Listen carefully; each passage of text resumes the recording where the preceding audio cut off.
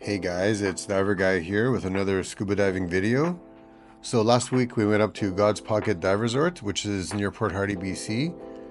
And we were coming from Vancouver, so we took the ferry over to Nanaimo, and then we drove up north through northern Vancouver Island, up to Courtenay and Comox, and we kept going up to Campbell River, and then you keep going north, and eventually you're gonna go through Was, and finally get to Port McNeill, and then keep going a little further up to Port Hardy, and then it's about a 45-minute boat ride to the resort called God's Pocket, which is near Browning Pass. This is Browning Pass, which is basically the best cold water diving in the known universe.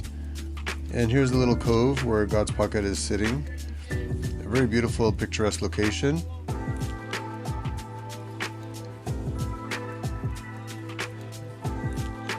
And we joined a group from Ontario, and that's our boat captain Brian giving us a little briefing on arrival. And on our arrival, we enjoyed this beautiful sunset a few hours after we got there.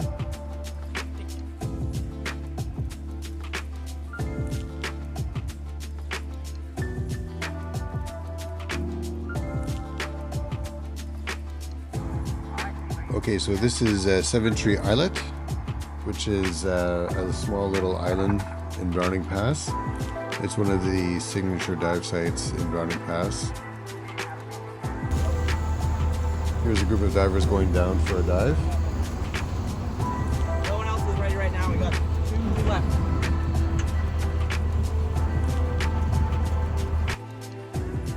And here's my lovely wife holding her oceanic housing with her iPhone in it. So on her first dive, my wife spotted this skate, which is quite a rare find. We're not sure if it's a long nose skate or a big skate. If anyone has an opinion, please comment down below. But this is a really nice find because they're quite rare. They're usually quite camouflaged in the sand. So here's an example of an alabaster nudibranch, also known as a frosted nudibranch. They're fairly common up in Port Hardy, and they're very photogenic. Also very photogenic are these opalescent nudibranchs, which are quite common up in Port Hardy. Very nice nudibranch to photograph.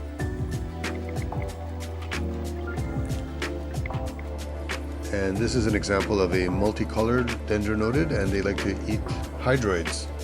I think they're feeding on a coarse sea fur hydroid. So they're munching on those hydroids there, so those are kind of a cute little nudibranch. And here's an example of a clown nudibranch, which is also a very photogenic nudibranch, very colorful. And this is a diamondback nudibranch, sometimes called a festive tritonia. They will typically feed on the red soft coral. If they eat the red soft coral, they'll turn sort of a pink color. And I believe this one's called a noble sea lemon. I saw several of these, are quite common. And they're fairly big, but even bigger is this orange peel nudibranch. And these are very photogenic as well, and they can be typically quite large, maybe as large as a loaf of bread. There's a copper rockfish, and this is a juvenile China rockfish. Very beautiful. That's the adult China rockfish. They're very common up in Port Hardy. And this is a vermilion rockfish. They're kind of rare, very beautiful. And here's a grunt sculpin. So these little fish, they usually walk along the substrate on their pectoral fins. It's always a nice find because they're very cute. And there's a mosshead warbonnet. It's got a little haircut on top there. Very cute. Always nice to find those. And here's a decorated warbonnet. I was able to find this one out in the open, sort of under a rock. And yeah, it's nice to find them out in the open. Usually they're kind of hiding in a crevice. Oh, we saw here a wolffield. We only saw one wolffield on the trip, and this is the one. Usually they're more common. Now we did see a lot of red Irish lords. Here's a few examples here. They're kind of a cute little fish.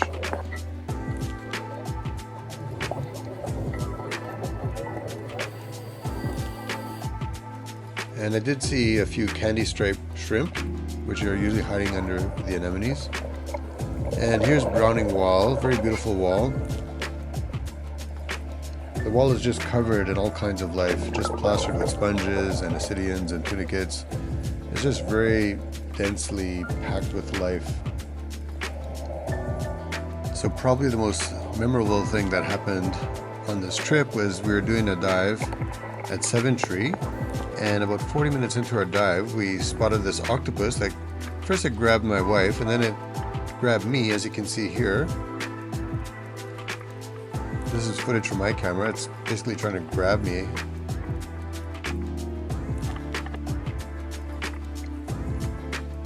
And then it grabbed my camera.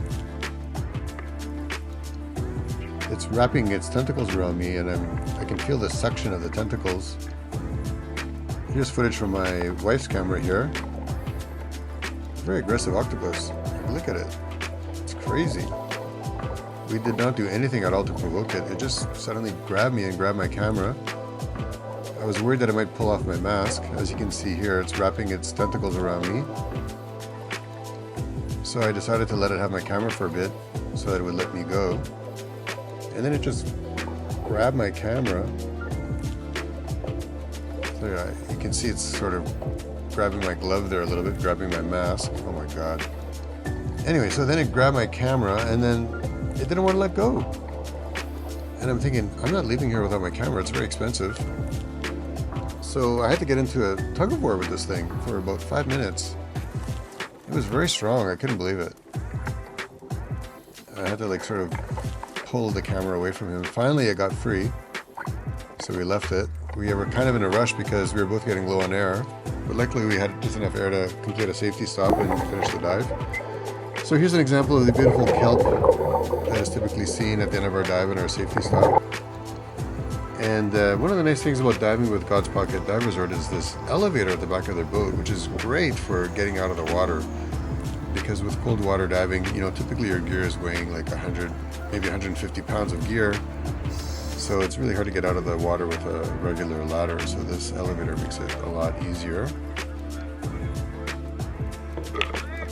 There's me getting out of the elevator there.